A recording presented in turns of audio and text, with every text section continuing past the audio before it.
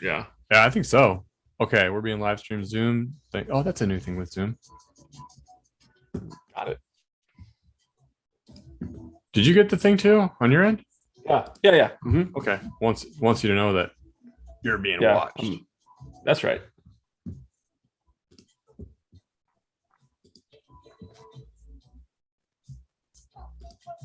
All right, man. This is it. I think I can just copy this link. What's up? Right. I had to mute myself, I think. Did you put the link up in Telegram?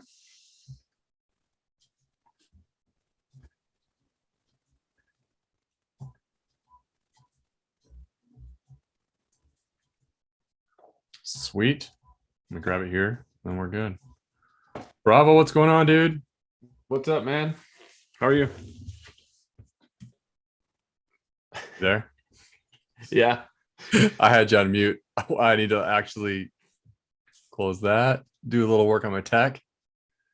Been working on my tech all morning, man. One person, Literally. Oh, that's me.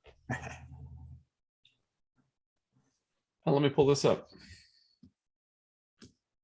Sweet. We're live. We're live.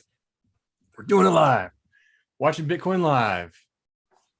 Man, we had a little bit of a scare there, huh? We're not scared. I'm just sort of like a resolution.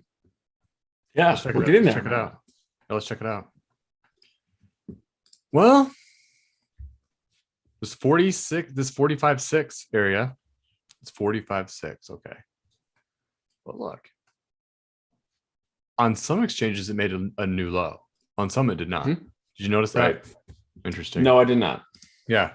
Bitfinex, it did. Coinbase, it did. I checked that. Coinbase, it did. It made a new. I thought I checked it. I think the numbers are 45,533, and then you go back here and it's 45,496. We did not. Okay. Interesting. But I mean, it's right there in that level, right? This whole like these wicks. Notice though, so when you zoom in on this, let's go back to Coinbase. Okay, here's the volume profile I was looking at. I showed this to you a minute ago, but so we had 2 a.m., 3 a.m. Central Time. We had these green candles, right? Low volume. And I was looking at that thinking like, I bet this comes back because it's not a big push out like these or right. So it did. And then it just kind of like gained speed. And look at this volume. And this candle, I think, is green on some exchanges, but yeah, right. Whatever. I mean, sure.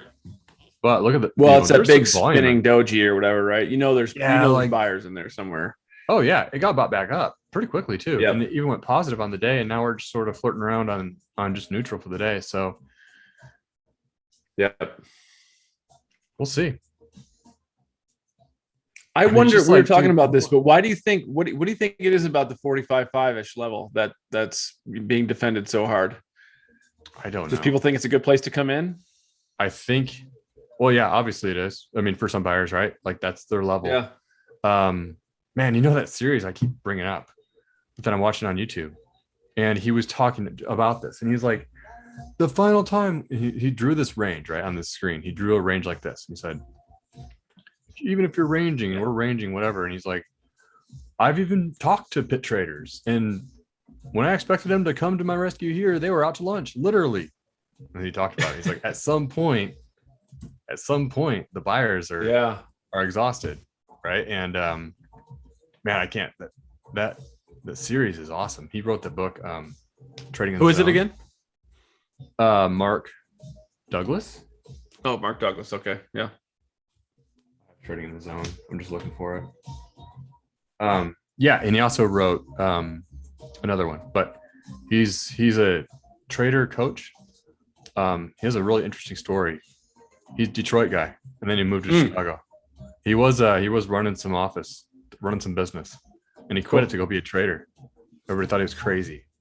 Wow. He made this play on silver, and through a broker or whatever, and the broker got him in, but he was kind of getting washed around. And he'd go down, he'd buy it, and he's like, I was getting feed to death, basically. Like, cost me Yeah. $3,000 like in this range. And I had enough. He said, I had enough. And I called my broker and said, just sell it. Just get me out. I can't let this account go to zero. And like within an hour, it ran limit up for like 30 days. Whoa. He's like, really? Yeah. Whoa. Like, I don't know I think he says the number on YouTube, but on his presentation, but he's just like, wow. After that it's like, that was kind of his event when he got serious. He's like, wow. I'm going to get serious about this. So he had to he got into the whole world, but that was back when you had phone calls to your broker, and then they'd have to relay it, and then it would have to go to the floor, and then floor was person to person on like cards or something. Wow. Yeah. Imagine with like hand signals and everything. And then, it's just like fascinating. Then it's so fascinating because he talks about like how the action actually works. He's like, it's not just blips on a screen. He's like, you have pit trading is totally different than what he calls like either retail trading or maybe institutional, but he calls like what we are doing is like speculative or passive. There's another word, passive something trading, but it's like a passive approach because you just take what the market gives you, right? But there are market makers like these guys in the pit traders, like they swing it around heavy, and they have a totally different mindset. But he walks, it's just amazing. I can't wait to listen to it like multiple times. But how like he talks about like the 4 fears of trading and goes through all that. He talks about like the big mistakes. He goes through all that, and then he walks you through this probabilistic mindset that you have to have, and it's like fascinating. Where he's like, you have to think like pro traders think of trading as like a bell curve, right? Or like a histogram, a distribution. And they have their edge, if you will, or like their criticals, their setup, like their system, like we have, right? Like I see this, I do that. I see this, I do that. And I wait for this and I wait for that, hopefully, right? If you're following the system. So you have your system that gives you the edge, but then you look at like, you predefine your risk on every trade. So you say, okay, I'm gonna take this trade. If it like goes against me up to here, I'm out. But I think it goes to here. So that's like 3 times that amount. So it's a 3-to-1 ratio. I take it. Yeah. And then it either works or it doesn't. And once you take the trade, it doesn't, like, you're kind of out of it. I mean, like there's probably some managing to it. Like if it goes in profit, you may move stops and all that stuff, but like your decision's already made by taking the trade. And then it's up to the market. And it either works or it doesn't. And if whatever happens, and then it goes in your stats column. And so hopefully over time, you're profitable and consistent. And somebody asked him like how many trades would be whatever, and he said 20 for a good trend. And that's what I've seen like when I'm paper trading too on TradeStation, and I get my stat. I shared all my stats with you, right? And it's just like I'm digging in because I want to see if I can build my own bell curve, right? Like, what's my bell curve for? Like we looked at September, October, November, December, January. How's my bell curve now? What do the last 20 trades look like? What's my average trade like? And I think of it too, like I'm thinking about it like in terms of like if I was trading Forex, it would be pips, like total pips. Gain net, like your net pip or your net, like I look at like the S&P or NASDAQ, whatever. Let's just take S&P. Like the ES is the futures symbol for it. It's like how many ES points can you rack up? So I was thinking about that today too, and I'm like, okay, if S&P has a 50-point day, pretty good sized day for the S&P, how many of that did you capture? And I was thinking about that, like, would that be interesting to track? Like you look at a day range and then you look at like say you were able to trade and capture 10 S&P points, ES points within a 50-day range. You could look at like your effectiveness, I think, that way. Like total like when a trade happens, like let's just say like you were trading this Bitcoin chart. There's a move. There's like, I don't know how you define like travel, because you're like, oh, well, it did all this. But like, okay, just take these kind of bigger ranges. Maybe they're like daily candle ranges, but you're like, okay, how much of Yeah, This dude, I was move, just thinking this. Yeah. right? How much of that move did you capture? And then how much of this move did you capture? What's your like kind of your efficiency, right? Like, so if this is 100% of Yep. the move, did you capture 20% of it Mhm. or 50% of it? Or like, I think that would be a really cool metric. I think it's an important metric for a trader, right? Yeah, for a trader. Is Yeah. comparing your stats versus the trend. I mean, that's kind of Yeah. what you have to compare against, right? If the market moves 0, you have the 0 opportunity. But if the market moves 100, then you have a full 100 of opportunity, and maybe even more if it does. If that's a range, that's 0 to 100, say whatever. Like, you had an opportunity down and up and down, but the day range may have just been that. So, I'm thinking about like, how do you calculate this travel of the market, and then how do you calculate your capture, right? So just an interesting metric that I think, I mean, it's not going to be like necessarily helping you get better, but it's going to be a good, what gets measured gets managed type thing. Just like looking at your stats. Like, I was looking at stats, like really cool stuff, like average time in a trade, shorts versus longs, relative performance, biggest winner, biggest loser, standard deviation stuff. It's cool. Just sharpening that saw, man, because that's what I'll be doing this year. Yeah, like you said, it doesn't make you a better trader necessarily, your stats, right? That's about your system. It's just more about showing what your efficiency is. Right.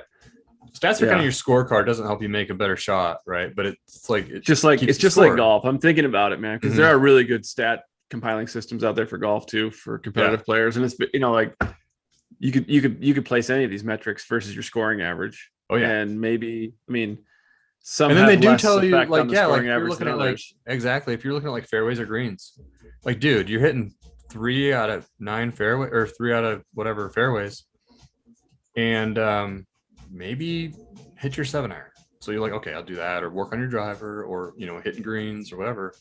And like, it doesn't help you hit a better shot, but it makes you maybe make different decisions, right? But a lot of them, so like at this point in time, there's been like TrackMan and like Shot Tracer and all that have been around for long enough to where now these guys know what metrics matter, and that's why you see them just blasting driver everywhere, because they're all good. They're all pretty good with their wedges. Doesn't matter if you're in the rough or not. Yeah.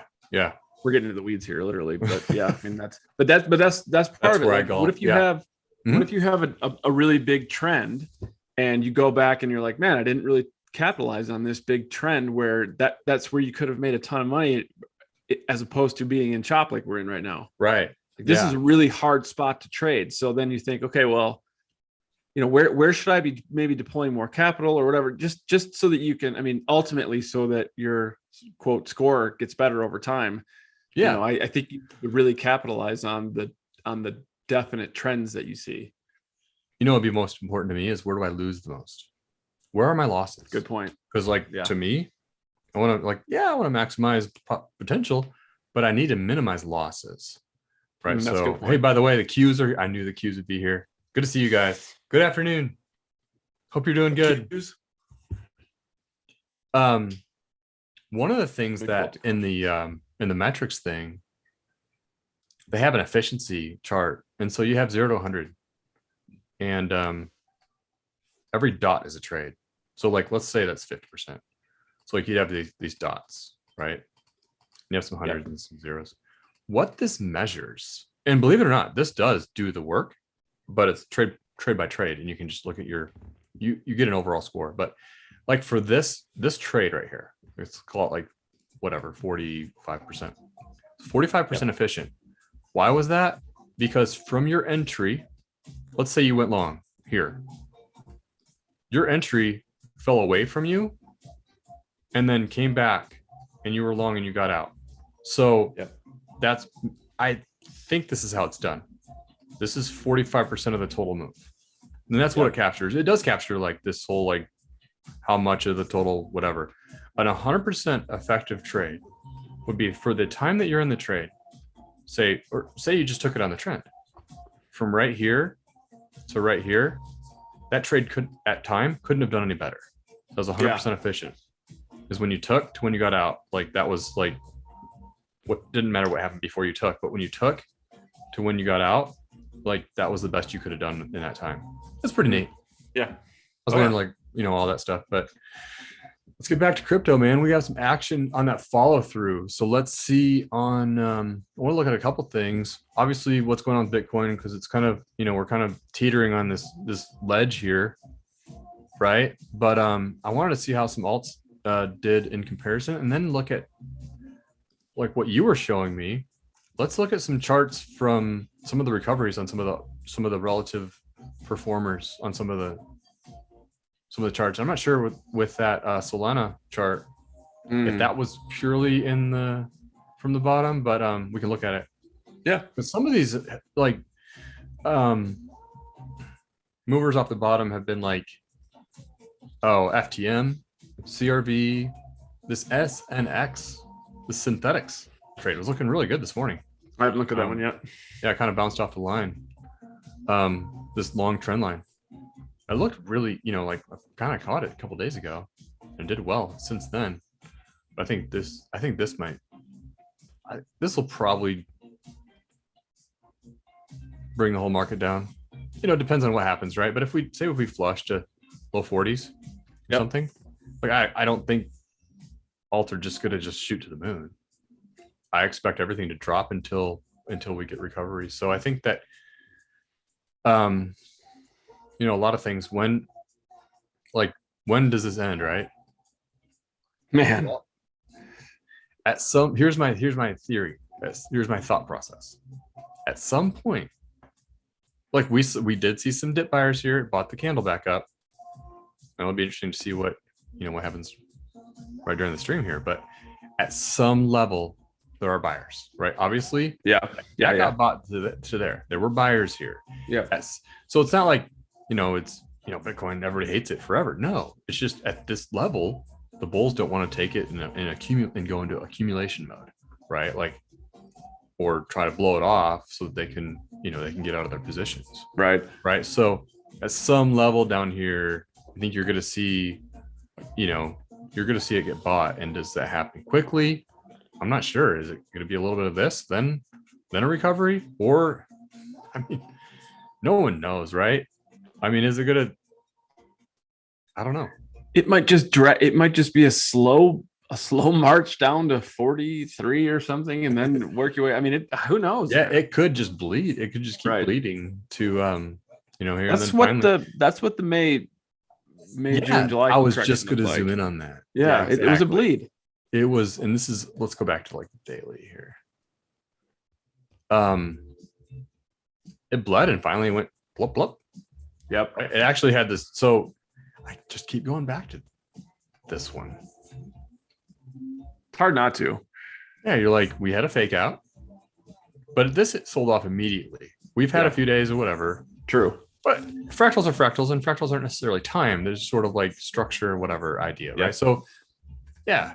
And I think I've gone over this a few times in some of the videos. But sideways flaggy thing, fake out on like no relative change in volume. RSI signaled strength, but OBV did not. See that? Right. Look at that. Yeah. And then you had a secondary dump, a new low, pretty soon after the fake out. So the bulls ran with it. The bears bought it back and said, "No, we're not done yet." They brought it up, and then a slow grind down, and then watch this, a recovery candle on not huge volume, and it wasn't until this candle right here, and I'm not sure, maybe the volume came in here, and there was maybe a look, it's like half wick, so there were quite a few sellers there too. So where is that? I'm gonna go wick to wick. So let's just say it wasn't until you had, that's full body outside the line, 1, 2, 3 full days out. And maybe if we're going to go with horizontal lines, I don't know. Maybe horizontal lines matter. It may have ignited here. Oh, true. Yeah, you broke that line. I do think it matters to a fair amount of traders. I do. Yeah. My system is more diagonals, but remember, my diagonals, I'm a trend trader, right? My system is for trends. And so like that's why it's so effective in understanding when trends start and end. True. For other key levels and points, horizontal lines matter. So maybe it was a on bigger structure, maybe this is on the weekly, I don't know. It, But it broke that. Yeah, that's important. once I you think got above Yep. that, and maybe it was like you had to wait until you got here. Interesting, this wick. Well, the wick comes down halfway here, but also to here. But yeah, Yep. so you popped, or maybe it was you were just doing your thing, marching up, and then once you got here, it just kind of ignited with volume. Got immediately sold off there, but then it continued. So but yeah, this structure to me, I just would not be surprised at all if we do something like it. Yep. And then you got some. Let's look at OBV. Would you call this? Look at this. Would you call this a breakout? I mean, like that, I've looked that at to that. me is like, okay, that trend. That's obviously a positive angle from the 20th to the 30th. So it's 10 days of angle. I would honor, be like, yeah, okay. Yep. If we saw that, broke up, RSI pop, OBV pop, decent volume, I'd be like, yep, okay, here we go. So let's take this. I mean, like, oh, we're just kind of kicking it around. I'm going to do the bars today. Watch out. We'll just kick it up to its recovery. I drag this guy over. Hey, Q's, if you have anything you want us to chart or look at or talk about, like, let us know. Chime in. Love to. You're always doing so much homework. It's awesome. Just take it in, man. That's what it's all about. Like trying to figure this all out. No one knows for sure what's going to happen. You got to. I'm not getting a very good match here, but let's just. But look at this. I stretched it in time, didn't I? Yeah. I mean, what if, okay, like that doesn't match perfectly, but that, I mean, like you're never going to get a perfect match, but what if, yeah. So maybe that doesn't happen, but then we just kind of like, bloop, bloop, bloop, right? Yeah. Yeah. I don't know. I think to me, it's looking more and more likely that this is just I think the Bulls are running out of steam in here. I think it's likely that we get, I think we break below 45. I just do. Price now back to 45.5-ish. I mean, we just keep revisiting this area. We can't break out. It's like every little, like we saw in the hourly and overnight early this morning. The little green candles got sold right back off. How many times do we have to retest 45.5 before we go? I mean, I feel at some point you would have already experienced a pretty decent breakout. But this is just pure speculation, of course, but it just keeps going back to it, keeps testing it over and over again. Seems like it's like, yeah, it's being defended. Yeah, it is. You got this guy back here. I don't know why that might be important. I don't know. You've got some stuff in here, but then it is a level that's being defended. I'm not sure. Maybe it's a key fib level. I think if you go here to here, it's not quite 618 from this whole move up. It's not a 618 back test. So I wanted to, speaking of levels, this reminds me of, I'm on Coinbase, this will pick it up. Let's go back in time to, I think it was in this area. Yeah, I see it. Okay, ready? Watch this. Things move so much faster back then. We're spoiled rotten. Yeah. Yeah. Golly. It's like, I really do think that a weekly candle today is like a day's candle back in the cycle. I mean, you had no, that's the difference, man. Oh, we got a 40% pullback. Yeah, it was 4 days. So what? You sit through it, and like 3 days later, you're good. Yeah. I mean, like, you're like, oh, we're back to bullish. Okay, it's great. No problem. Now it's like 90 days of pain this summer. Yep. Like, oh, it's going to be over quick. No, it's not. Oh. And what are we into now? 5 weeks of this recovery? Yeah. Or this 5 weeks downtrend? Yeah. Look at this ledge, man. This one right here. See that? Mm-hmm. It reminds me of, that's a ledge. It reminds me of this, ledges. And I guess you could draw some other ones. That's maybe not the one I was looking for. I thought it was longer.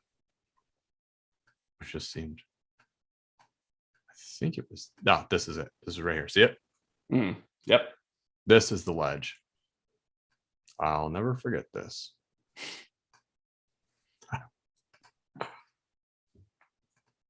I lost my tunes.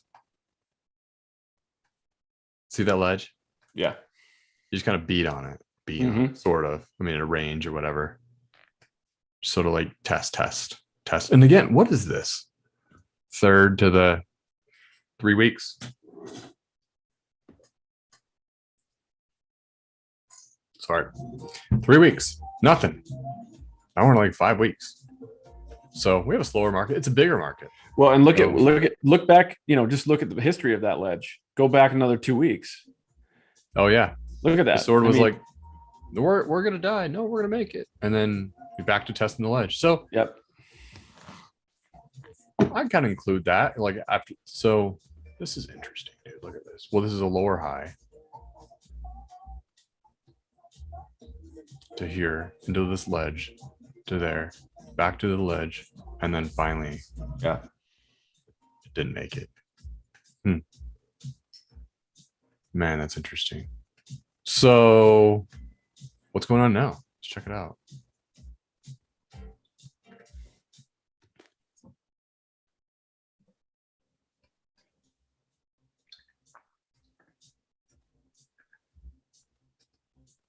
Bree, thoughts on GRT and Phil? Let's check them out. Heck yeah. Yeah, they both look really good. Look at them this week. GRT looked a lot like FTM, and then I think Phil file chart looks good, really good. Let's check it out though. All right, we're just hanging in there, but it's still getting sold up. Another wick. Yeah, that's right. We missed that wick right there. At some point, I think you're gonna find that you have leveraged positions get liquidated, and that's when things accelerate. So assuming we do break down, you could see this start to pick up. Like that happens everywhere. On like here, remember like some of these stalls like this, like that was kind of surprised. That was surprising.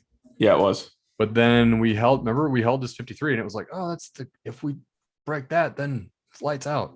Yep. And then we were like, it's going to be okay, and flush. And that's things just really picked up. Wow, that was such a big move. Let's check out JRT and Phil. I like them both. Love to pick them up. Let's do let's see, are they in this watch list? I think they're both Coinbase. Relative strength 69 cents, and GRT 1.8%. Link is up 12% today. Huh. I was looking at Link. Yeah, I saw a lot of people talking about that. We should look at that on a bigger scale. Link. Okay. Yeah. All right, let's look at GRT, but let's look at the weekly so we can get structure. And I'm going to shrink some of this down so we can get more chart. GRT is the graph. And yeah, I think on lower time frame I saw more volume. But I'd have to look at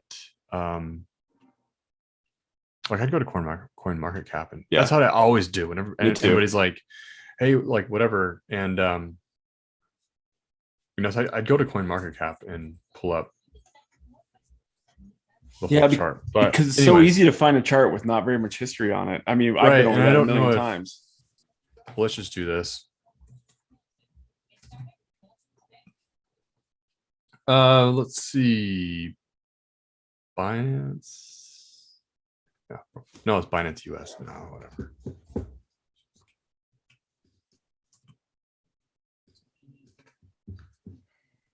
Nope, same. So it's pretty new.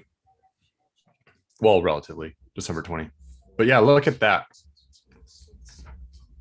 I'd like to see some volume. We'll look at that on the bigger time frame. But so it's I drew this upside down, but 786 or the 238.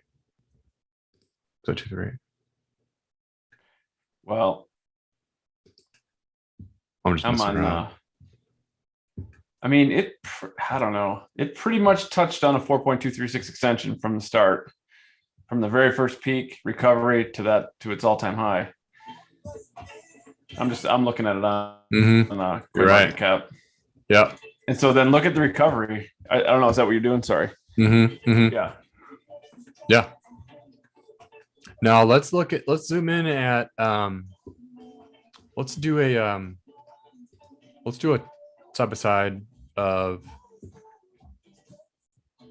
Bitcoin versus, that's 1 hour. That'll capture it. 1 hour GRT.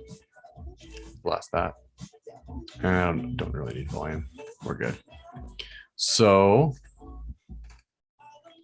actually I could have overlaid these, would have been cool. Yeah. But yeah, sorry. I'm gonna mess, like, let's kind of just do it. We're doing it live. So that's GRT. I'm going to compare it to anyone's fine. Bitstam's fine. Yeah, look at that. This is hourly. Yeah. Let's look at like a 4 hour maybe.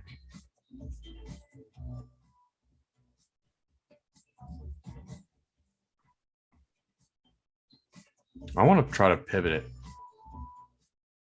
here.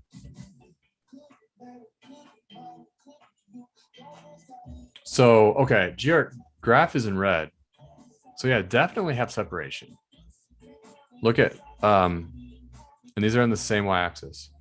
So it's all percent off this data point here. Yep, that's right. And actually, if I can get it right there. Anyways, so when this is when Bitcoin had its kind of fake out moment and GRT sprung. From that point, it was, wow, 20%. I think that's right. GRT up 20%, Bitcoin up 7 off the bottom.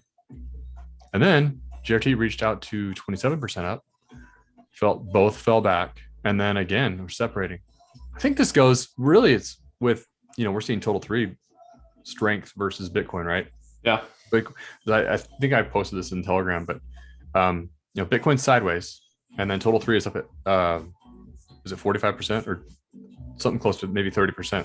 Has a nice angle, on the recovery. Same here. So I think this is being, it's benefiting from the alts and seeing money come in from Bitcoin to alts. But yeah, definitely seeing some separation. So now that we've seen that, that's cool and everything. But let's do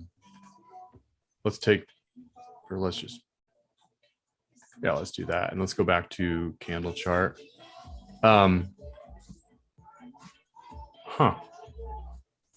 Is Bitcoin selling off again? I don't know. But yeah, look at GRT on the 4 hours is down from this point, up from kind of this point, 20%. So it's not the biggest mover. I do like, let me get back to price. And it's made a pretty significant move already. Mm-hmm. Like it's definitely, yeah, up from like the low of 57 cents to 69. It's a pretty decent bounce back. Well, I'm speaking just in terms of just its bigger. Oh, you mean like structure, overall like structure? Yeah, it's run, and that was in 2020, right? So I think this could move. Yeah, but I think let's look at Filecoin. I think this is also on Coinbase. This to me had some really, and like, did I keep it on there? Yeah, let's do that.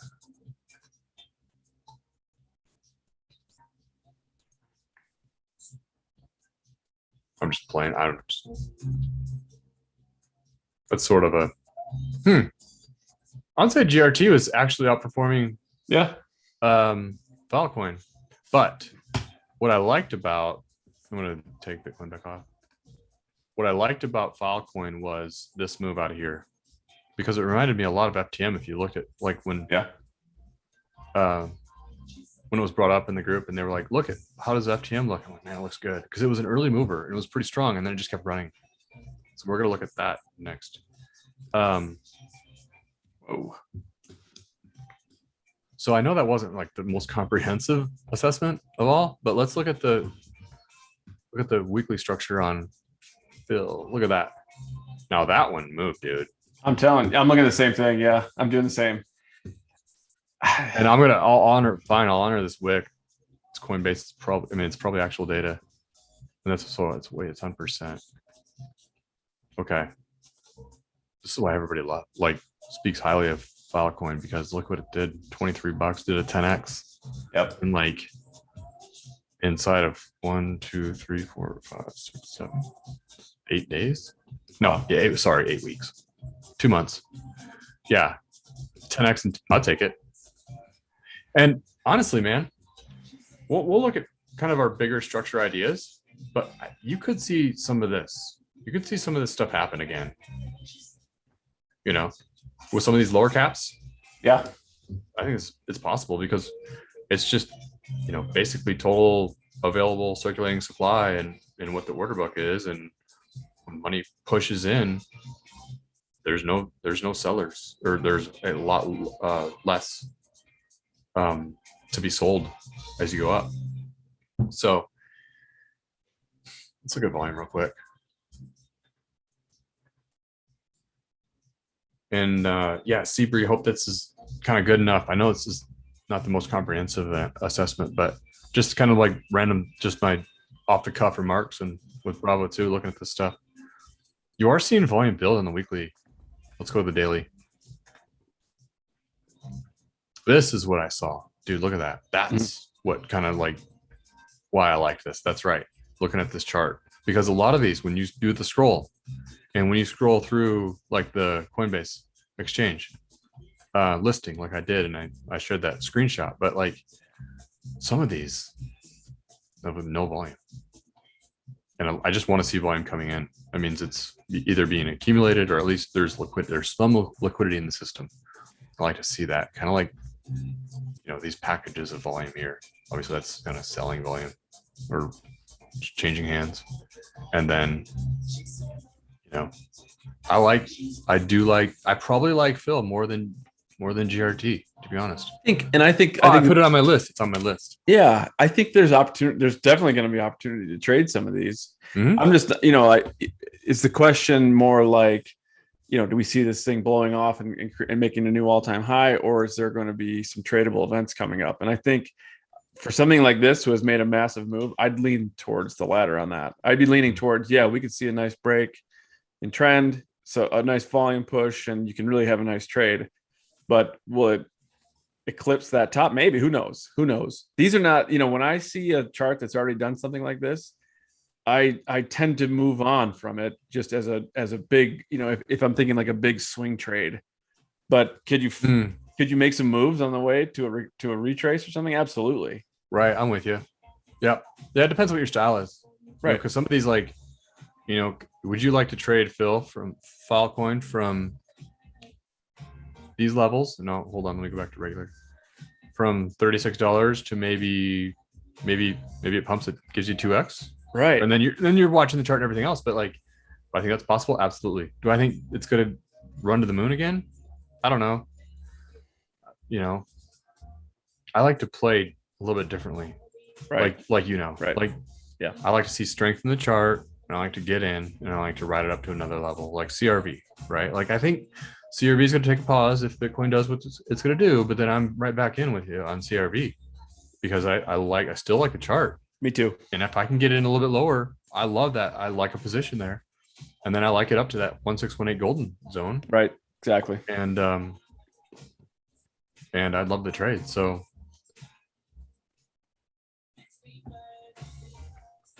in order of importance, your favorite indicators, RSI, volume. So my number one is RSI for sure. That's kind of my whole system on trying to understand when trends end and start and that sort of thing. I just look at RSI and trend lines. They're all good for different things, in my opinion. That's why lately, just to try to figure out who's in control of what's going on and everything I'm looking at, I do look at volume. Volume is a big one. It's probably like price and volume are probably number 1 and 2, and then maybe RSI and, you know, MACD and whatever. But for me, I like price, trend lines, and the RSI. If I'm trading trends, I'm not super concerned about volume, if that makes sense. Like, if I'm trading trends, I'm looking for, say, for example, when this trend breaks, I'm just looking at a trend break, and am I on lower? Am I going to get sold off here? And then for me, that isn't really relying on volume, if it makes sense. And then, but like in terms of like market action today and what's going on and like relative strength, I want to see where the volume is coming into the market, if that makes sense. Right. So like which coins are getting volume right now? And they're the movers, like our list of like, we like XRP because of the trade setup and because of where it is in the chart. And the SEC could really pop. There's Avax, Luna, Matic, Phil, KDA, ENJ, NEAR, Sol, FTM, ICP, CRV, SYX, and Akita. And I have a list in front of me. Don't think I memorized all that. Right. That's sort of like I do like Akita. It does have a lot more to go in its chart. I also love SHIB. I realize where it is in the chart. I got it. Yeah. I think it has another wave, but that's my speculation to own. But yeah, understand correctly. Do you mean if GRT has hit 4236, do you think it's baked? I think it's possible, but it's not necessarily, because you can go back and look at other charts that have run to 4236, and then like they'll get another cycle. So like we're looking at some DeFi stuff. If you look at some of the DeFi runners from early 2021, and this looks like this is one of them, I think. They're expected it's probably at least, like we were talking about, at least it's probably a good trade. But is it going to break this and run to 4x that? I don't know. That's something that you're gonna have to kind of gauge, but it depends again, on setups, and then where you get out, to me, is more a function of, let's just say like this started running. Like, let's just call it a trend. Okay. If something happened, like, I would just say, oh, great. Made a great entry. I'm riding this trend. And it's rolling. And I know this is parabolic, but let's just say it does that. And then it comes back in and does that. And then maybe back to 702 or whatever. I'm like, to me, you get out up here somewhere. Make sense? Yeah. So you broke trend, then you go look at your RSI. You're weak, like, okay. And then maybe your RSI is this. Maybe your RSI is like, that's your RSI track. And then here you're pretty cooked. Coming up here, you're pretty cooked. And then you go up, and then you don't quite make a higher high. And then right here, right there, and right there, that would be an out signal. And granted, again, on the way I do it, that's not ultimate top, because you can watch and say, well, like, I hope this makes sense. But when I was looking at CRV, and I made some comments about it, maybe we should look at that in a second.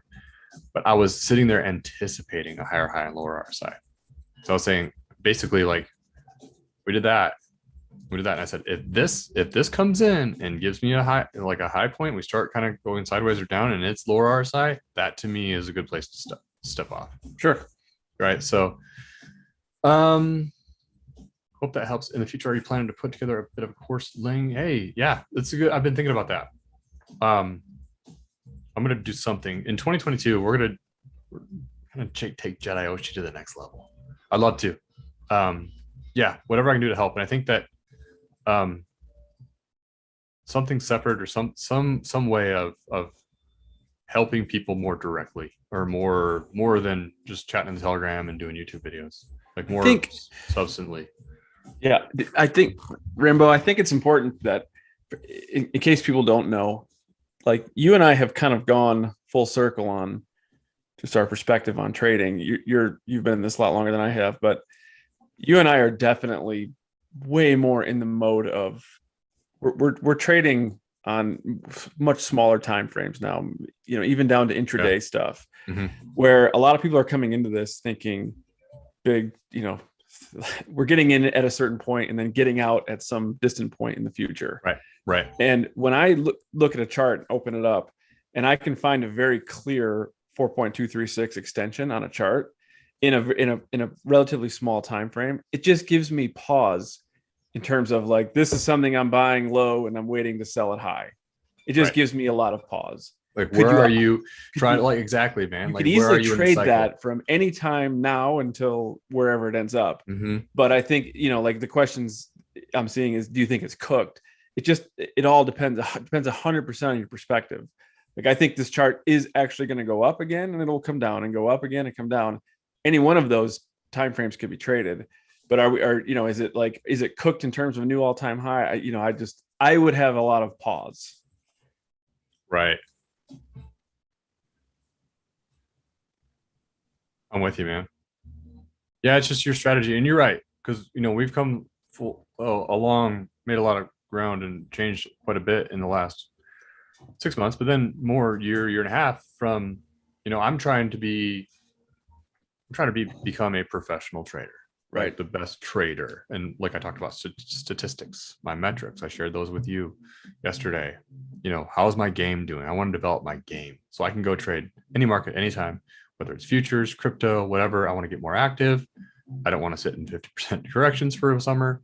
I don't want to, I don't want to have to take drawdowns. Like I'd rather be able to, get out when I want to get out and get in when I want to get in and not just sit and hold. I think about this 24/7, but I was even early this morning. I'm like, why would I even want to hold anything ever again? I know this is me being extreme because I'm an extreme person, but I'm like, right?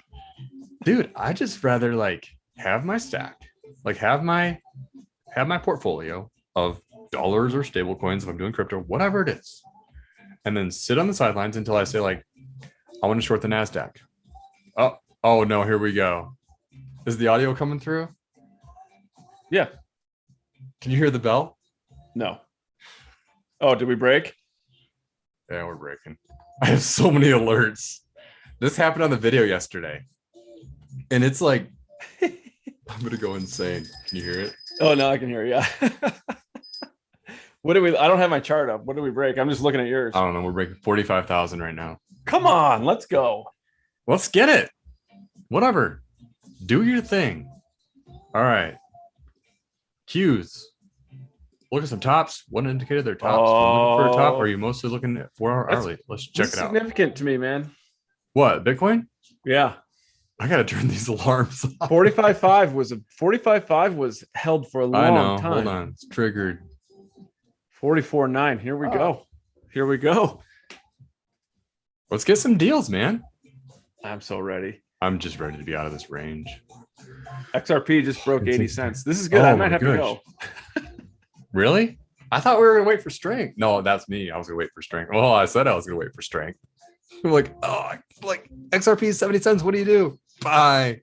Hey, I've got a buy order. What do you do? 75 cents. So I'm good. I'm good to go. I have no orders, but it's 6:45 a.m. in Melbourne right now. So that's that. That's that side of the ocean. I've got some on this side of the ocean too. We're going to be all right. But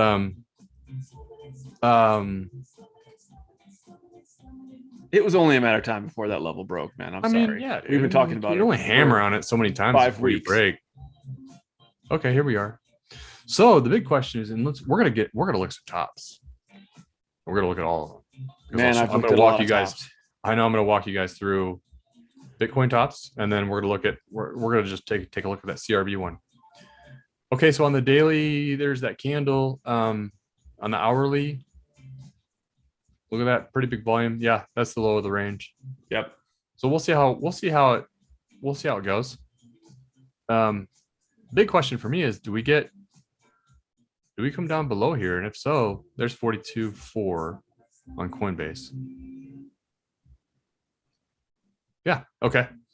We'll see what happens. Good, man. If we can, I would love nothing more than just get this over with, get some great deals on our precious alts, and then just ride this thing back up. And just because you're going to get great gains from here. That's going to be CRV at, I don't know, $4, I don't know, whatever, right? Yep. It's 563 now. We'll look at CRV. I want to look at CRV. Okay, let's look at some tops first. Let's go to we'll start with the daily. This is a great question. It's something we've studied over and over and over. And then Rob and I were hardcore studying this in real time through all this. Never forget that. But let's look at the basic principle of, let me just draw it out. And I'm just gonna, let me get a blank screen here. Just blast. I don't need volume either. Okay, so this is what I look for. Whoa, bye-bye, Bitcoin. Okay, blank screen. Here we go. Let's say price track is above here, RSI is below here.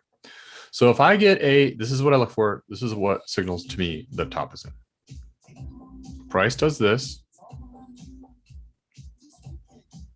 Okay. RSI does this.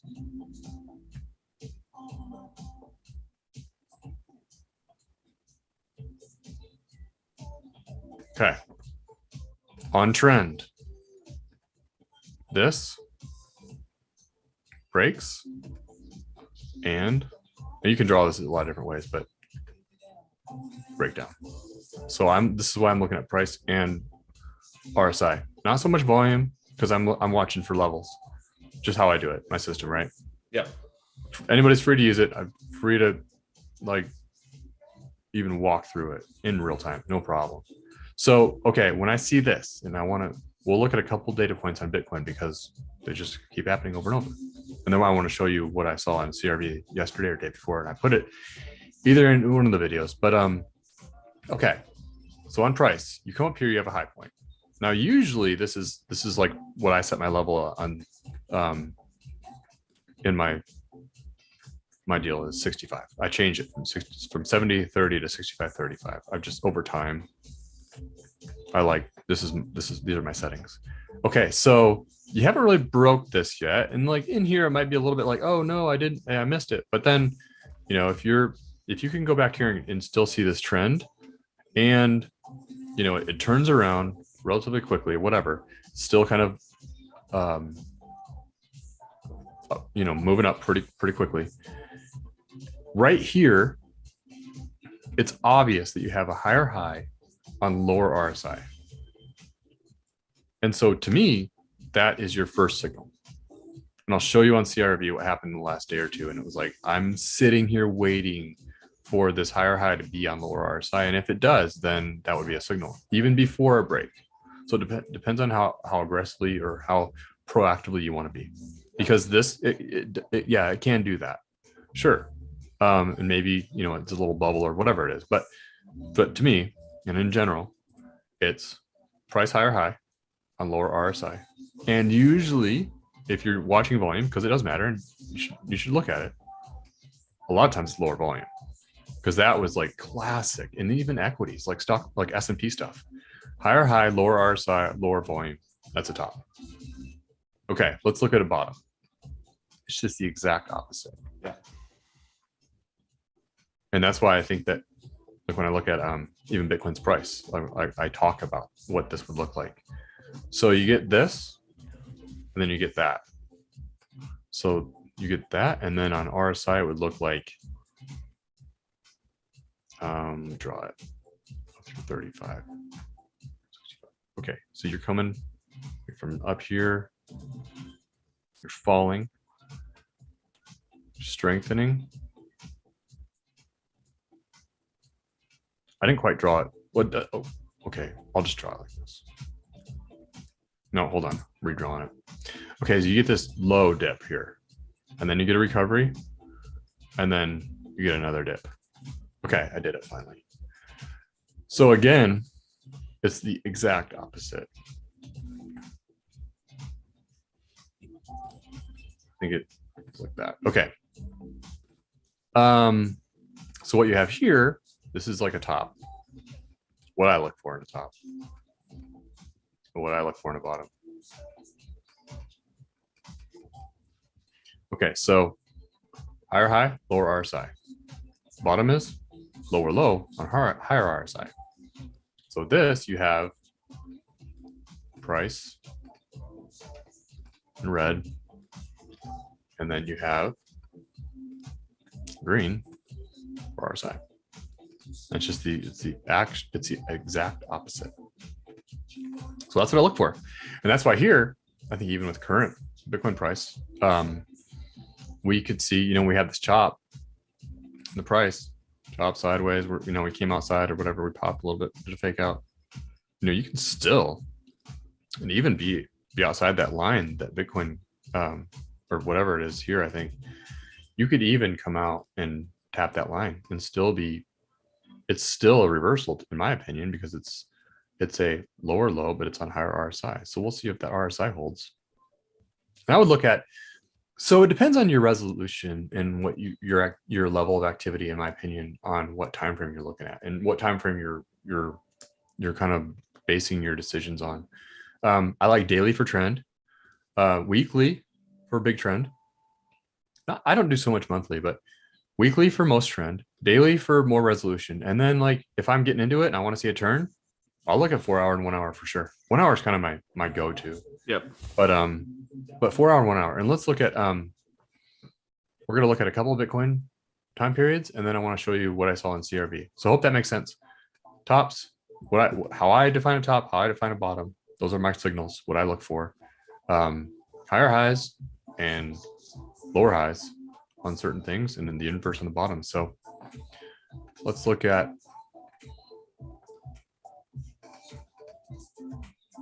see, we're still, okay. This might take a little bit of time. Let's look at 2017 top, cycle top. There were a lot of things that told you it was a top.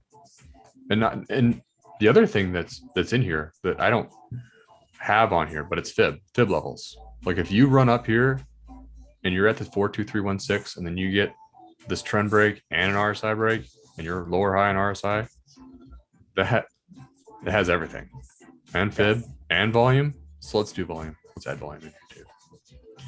Okay, so this is Bitcoin December 17th.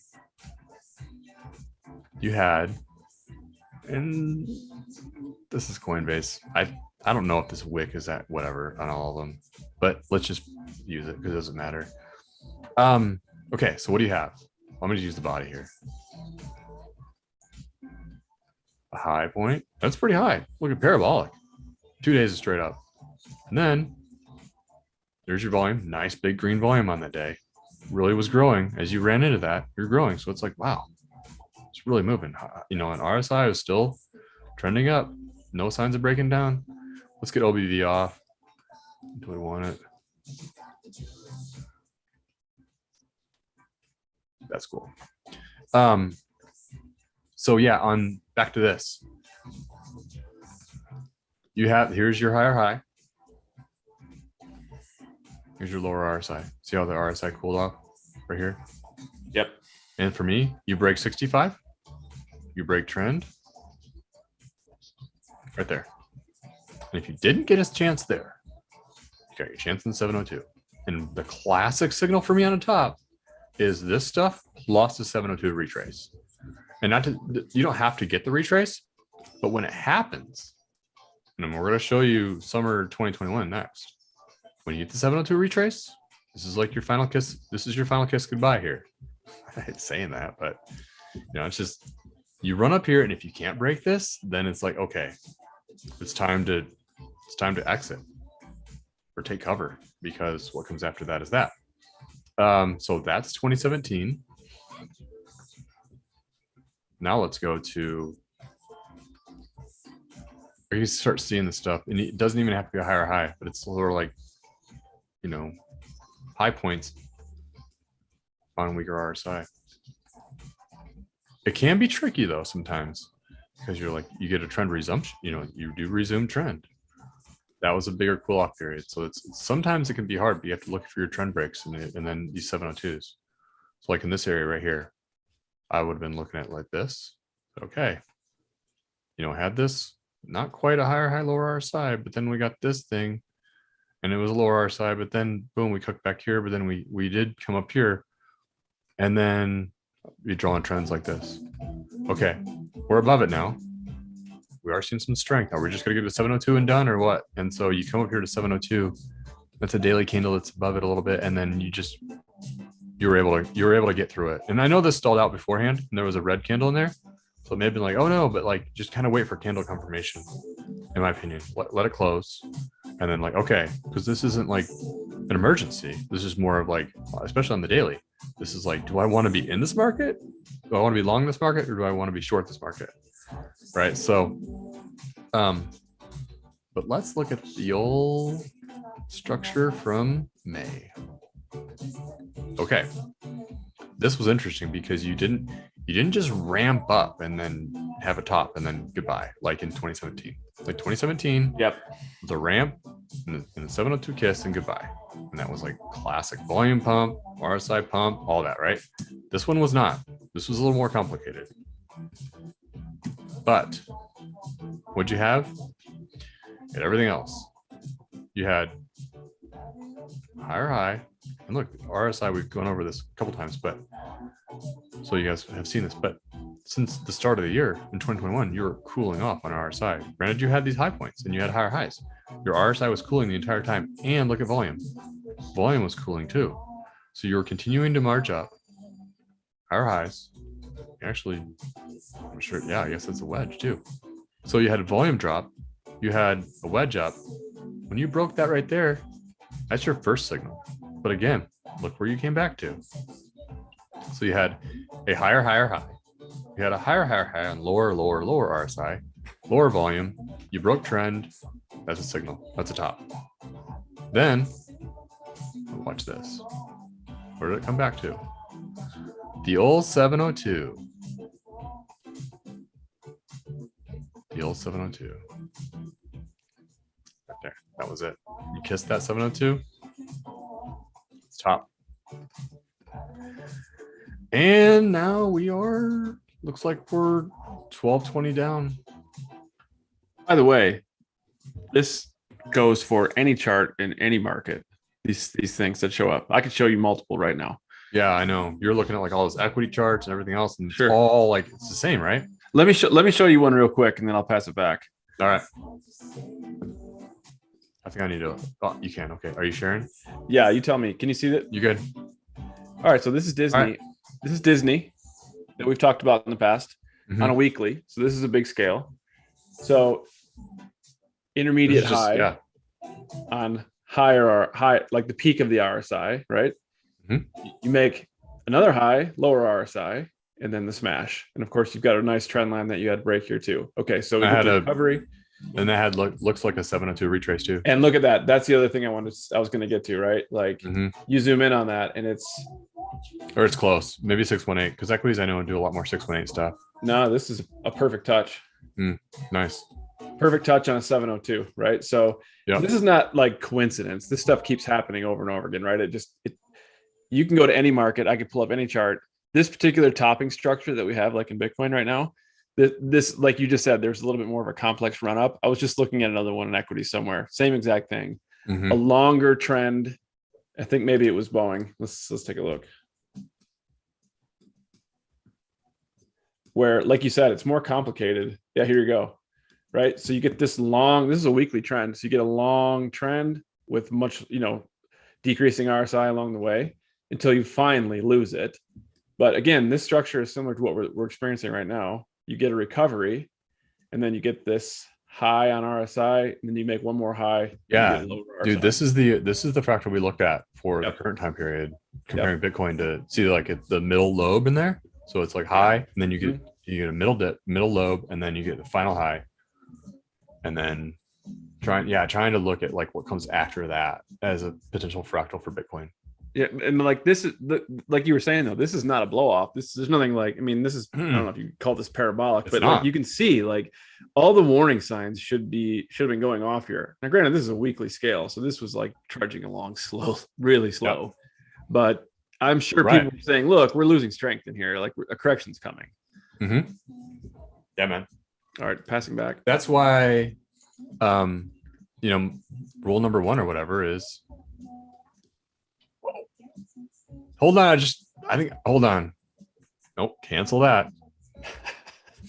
I almost ended the meeting. Technical master. Golly, I've been so deep in the weeds on tech and everything. I'm just like so flustered. But I'm learning a lot. We're gonna notch up Jedioshi's live stream capabilities with OBS. It's gonna be great. But yeah, all this stuff, and I mean, it's like, how do I zoom to live stream so that like I can do it like everybody else, where it's like, hey guys, join me at 1 o'clock, and then you log in and they're all set. Here we are, like scrambling, sending links and stuff. Yeah, it's fine, but I'm like, there's got to be a way. So anyways, back to this, and then I want to show CRV. So there you go. Again, you get the higher high. I mean, yeah, this wasn't the same because it wasn't like a blow. It wasn't, I mean, it was parabolic and it was moving good, right? But it wasn't like this blow off. We didn't have alts running with, because if you remember back in 2017, when we got an alt season, then at end of cycle, alts were running too. They were running into the top and they all took a cooldown period and then they all ran hard again. And it was a lot different here. So definitely some differences, but CRV.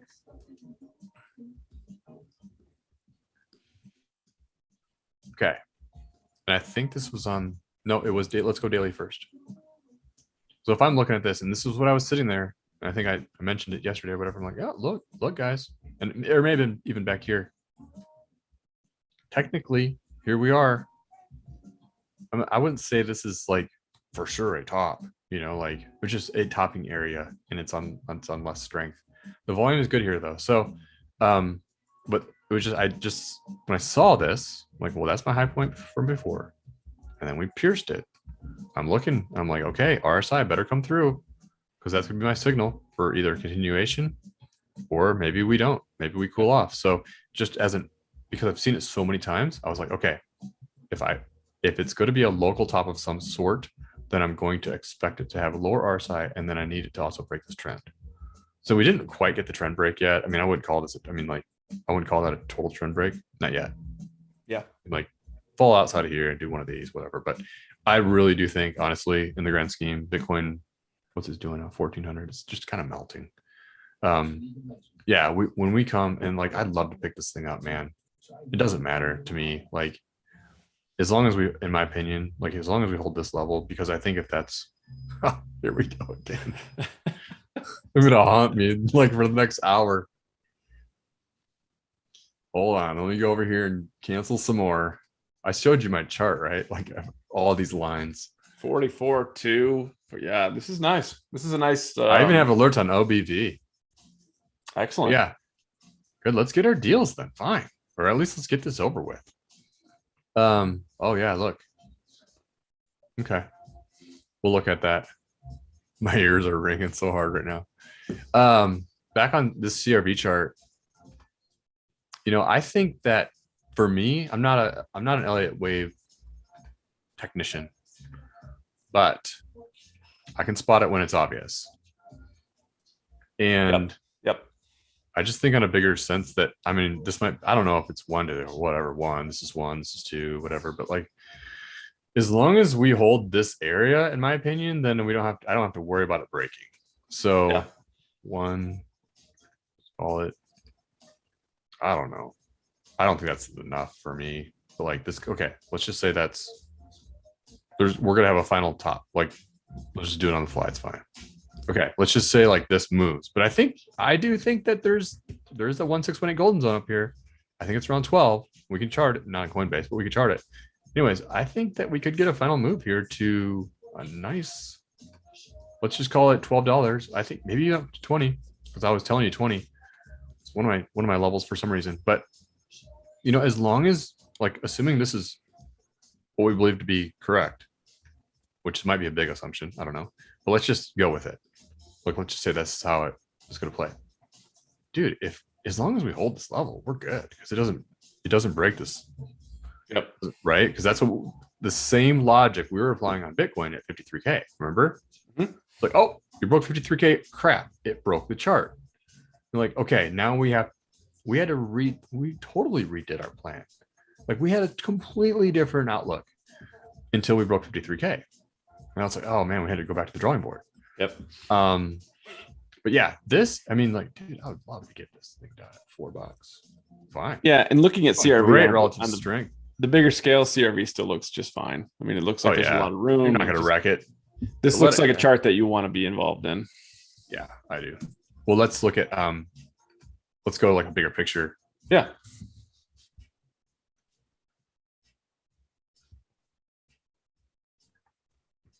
Get all the chart. Mm-hmm. Let's go to weekly. Just so you guys, like, a difference from this to what was the one we looked at? Was it GRT? I think it was GRT. Mm-hmm. GRT had the big 4236 run. Yep. This one just really came out and sold off. And this is it. This is a big DeFi project too. I was in this stuff way back here at 50 cents. Mm-hmm. But yeah, for this, and this was nice, but this did not get like, if you look at the DeFi run, this didn't run like the rest. This is not 10x. Well, I take that back. It had a decent X to here, but it wasn't, I don't know. It wasn't an early DeFi flyer like you had, like some of the like PRQ, Parsec. I had a friend in that, dude. Crushed it. Man, that was awesome. But so this is why I like the setup, is because even if like I don't have to honor this wick to make this a nice, I think a nice trade. Exactly. I don't have to honor this wick. Now you say, oh, well, you have to. Well, if I just do that, dude, we're not even at 0.5 yet on this old candle top. So like, dude, if you run like, I'm just looking exactly. Yep. Looking right at that right now. Mm-hmm. Yeah. So that's like really a 2x to this old top. And then there's your 20. That's why I like 20, 1618. Yep. So like, I think, man, if you get this thing, this is one of my favorites, honestly, especially, man, if you get it like, see what Bitcoin does here, but if you get it like low fours, because I think once we get resolved and we get a relief, I think this thing at least comes to here. So that's why I like that so much. And that's an intrinsic 5x. And there's not a lot of charts with a kind of a 5x kind of built into the chart. I'm sure a lot of coins will do a 5x, but so that's CRV. What do you want? BTC 4-hour RSI December. XRP 78 cents. Here we go. The Qs. Thank you so much. Please look at Bitcoin 4-hour and compare RSI from December 4th to now. Yeah, good idea. Where are we at now, man? 4-hour.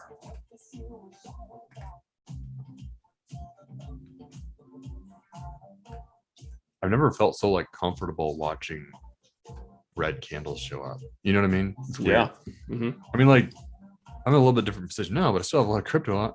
Still have a lot of crypto in play. Yeah. But you know, I'm just like, honestly, I think my mindset is totally different from, you know, like where it was 6 months or a year ago. Because I'm thinking trading and execution and statistics and probabilities and what does my distribution look like and how good of a trade am I able to make and all that. So honestly, a year, 2 years, 3 years ago, I would just be like staring at movement and be like, please, please, please go up and just. Well, yeah. Unfortunately, that's just the truth, you know. Like we've talked our plan out a lot.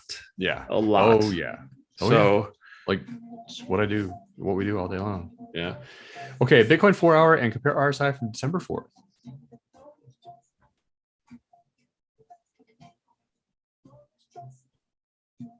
This dip right here.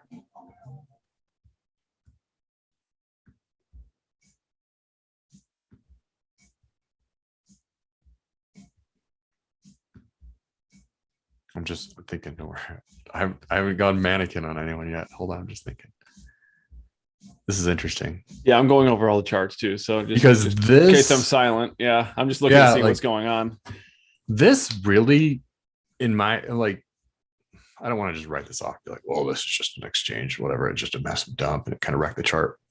So like, yeah, if this happens again, and if we flush, then I think we get one of these. Yeah, I do.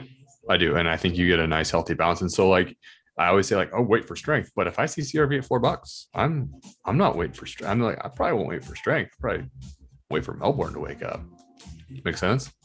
Explain how that wick works for everybody, because I didn't really fully understand it myself until just not too long ago. But like with the exchanges and everything. Yeah, like how can you get a massive sell off like that? Like how does that work? I think you have a lot of either leverage positions that get called out, like certain price levels, like a lot of longs from here.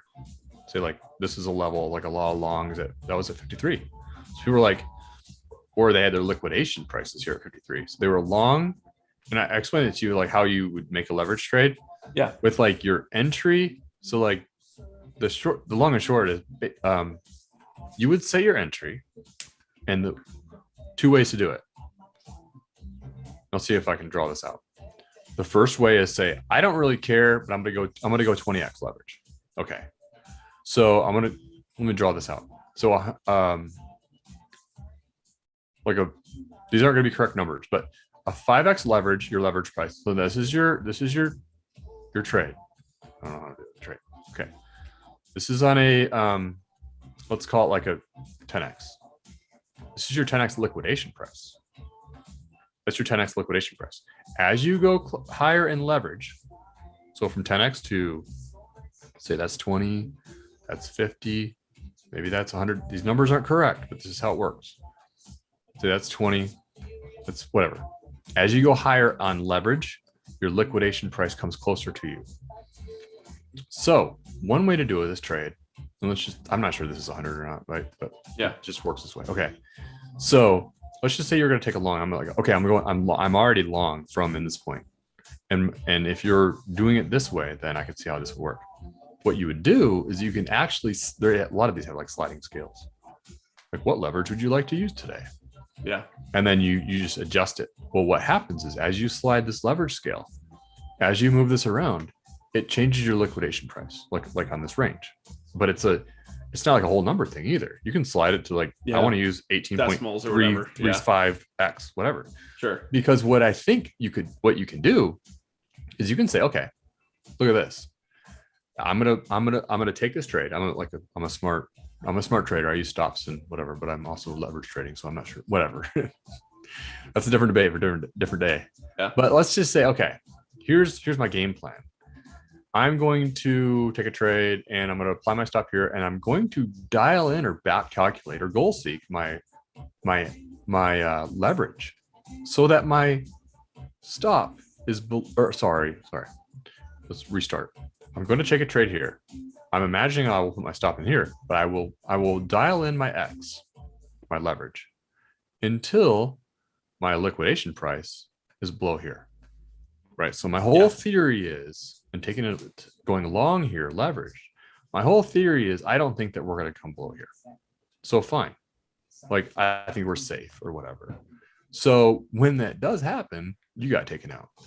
I didn't mean to go on this whole thing about like how leverage trading works and all that, but that's how it works.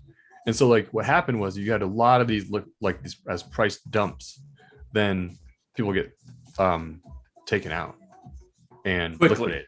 Right. Yeah. And like really your quick. whole, so it doesn't matter what your position is. Your position is, say it's $1,000 or whatever. Like that's gone. Yeah. Like you give that to the exchange. That was that went to the other side of the trade, and they had to go pay the other side of the trade.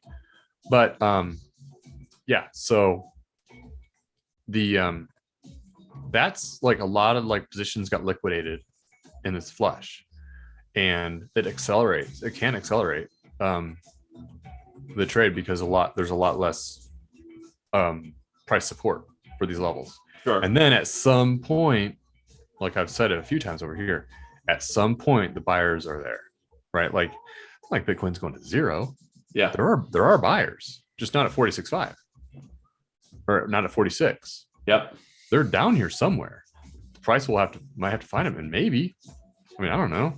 I'd give this a little more time first, but we're there, and I don't know. Really, it's really impossible to say with any degree of certainty whether you're going to go here or whether you need to come down here, especially when you're like just doing a crazy fast price movement. Yeah. Right. Like it's hard to say like, oh, for sure we're not going to go below here. Just like they said, oh, for sure we're not going to go below here. Yep. Or hey, for sure 53K holds for sure. But like let's like back to like Tommy, what's going on, buddy? Good to see you. Thanks for tuning in, everybody. Sweet. So let's go back to like the daily. And we paid this a lot, but it's good to just go over it again. On the daily, December 4th. Oh, that's interesting. You're right. The cues when they pointed out on RSI, December 4th was a flush, and this kind of held up a little bit stronger. Anyways, so like on a big picture, a couple different ideas that we're looking at. So one is this idea of like this bigger head and shoulders pattern. And you don't have to like, just be more like structure. And it's like, it's okay. You know, you get a little bit of price action on the other side because you're looking for big structure. I remember a lot of people talking about this being a head and shoulders and, you know, kind of like this, but look, it's not a perfect head, but it sort of makes one. And yeah, I remember the issue back here with this pattern being like the price target from your head to your neckline would be like 0 or something. Yeah. Right. So fine, whatever. However, it did look how it came out of it though. People were calling for this head and shoulders back here at these levels. Like, oh, it's not a head and shoulders. Look. And you're like, well, what's this? You know, like there's something fell out of it. Yep. Like, I don't want to be in there. I don't want to be long here. Never again. So we're not going to be. So let's look at this. This is one idea. A couple different ideas. Okay. This is kind of my main case. I really like that. We'll see. You know, you could see this grouping in here. You know, like find its ground. You know, but then again, I don't know if we need to like what we come down to. Like, I think, you know, is it that level? Is it that level? Do we I put this in a couple things. I think one of the daily updates, but either do we come down, do we get the bounce, or do we get that, or do we, yeah, how deep do we come? That's 30 right there. Yep. That'd be a huge dip. But you know what it would do? I still go back to, I can't find 5 ways in C, right? On ABC. Yep. And I know I've seen people draw it because I looked at their YouTube channels. I was cheating on myself watching somebody else do a TA. They're a pretty good LA Wave person. But I was like, they breezed over that 5 ways in Z pretty quickly. And I'm not an E-Wave guy. I'm not like hardcore into that stuff. I'm like, but I can spot it. I can see it. I can tell you when I see it. Like, Yep. that looks like here, right here. Okay. Like, call that one. Fine, whatever. 1, 2. Like, this to me is how. Fine. Okay, let's do that. It looks like it works, right? E-Wave is so subjective anyways. But it's cool. I mean, in general, you'll see it. So again, on this ABC, you know, I'm like, okay, I think I would either A is here, but then let's just do that. Like, there's not 5 ways there. Right. Right? Like, even from up here, it's like 1, 2. I'll do it in real time so you can see it. I think we need something like that first. Like, that would work, or, you know, whatever. I guess in time over there, but like that would hold it. I'd be like, yep, I see ABC right there. And here's why I see it in 1 through 5 and C is because let me start up here. Well, let's draw this out and then I'll place it. Okay, let's just say this is, and this is daily. Let's give it a little bit of help. We'll go 4 hour fine. I'm gonna redo it. I just totally messed it up. Let's just say like we get a little more resolution here, but let's just say this. Let's try to get this 1 through 5 here. Okay, fine. That's 5. We're done, right? Well, where does this go? I mean, there's not really, I mean, that's not really, I mean, like, could you argue for that? Maybe. But if I have to bring it back to here, no, I'm drawing LA Wave backwards. Yeah, this is something. Draw, say your ABCs backwards 20 times. No, I don't even know what I'm doing anymore. 1, 2. See, I just get really, that was it. I get really crowded in here. Like if this is A and that's B, that's how I had to do it. Okay, fine. I'll give you A, B are there. Even though it looks better here, whatever. Yeah. I just get too crowded. The only way I could make this work is if I swing this down into here. Yeah. And maybe so. To me, it doesn't look great. Right? Like then you got that. I mean, like it's not perfect. And it's not even, I mean, you're doing it on a wick. Excuse me. But yeah, so anyways, that's my whole basis for why I'm like, I don't see, I mean, it's not as easily like obvious as some of these others, which is fine, doesn't have to be. But yeah, so that's that. Well, What I else? I can tell you just by staring at this chart over and over again, and for months trying to find, not months, weeks trying to find, similarities in other charts. I can tell you that this, if you want to give me the screen 1 second, I'll show you. Mhm. So tell me when you're there. Yeah, hold on. You see Bitcoin? You got it. Yeah. So what I've seen in this chart a million times, like what we've talked about many times, let me just get some of these levels off of here, is once you get this double top and then you get a breakdown, we've been looking for this for a long time. Something that looks like this, right? Something where you get this 45-degree channel. Okay. Yep. And out of this channel, it doesn't matter how far the channel goes. I've seen this retrace to the 382, which is where we hit here. I've seen it go to the 0.5. I've seen it go into the 618. Rarely do I see a 702 touch in this structure. But what happens when you get to these points, the next move is typically a down and out, right? So you get like, you break out of that vertical, that 45-degree channel, and then you fall and you do something and maybe you come down. But what I see a lot is a test of this area right in here. 30K. Okay.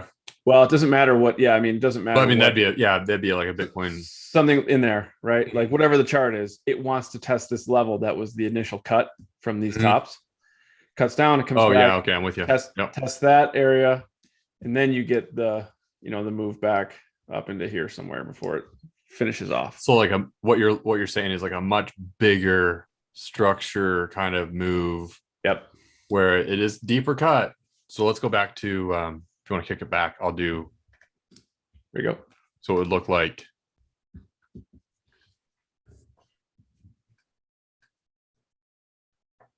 I bet Twitter's freaking out right now. Stock to flow. It's fine. A plan B, baby. What happened to plan B? I thought we were tracking. We're not in the nest anymore. I don't know.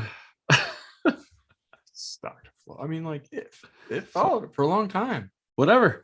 I mean, I don't know. So basically, let's just say we did that, dude. And that's why, like, that's what I'm saying, with this possibility out there, and we've looked at momentum and we've looked at volume and we've looked at like RSI, all this stuff is like the cycle's not the same, right? One of my biggest theories or thesis or themes is this isn't the same. And I bet you when you're back, like some of these are like, oh, don't worry, it's just a cool off, whatever. Like it's like, don't worry, we just need to test this whole thing, and then it just flushes. So maybe we do drop here.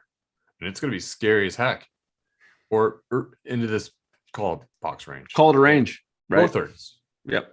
Maybe we do. And boy, you get some great deals. And then, so what you're saying is, and then you kind of get this bigger climb back.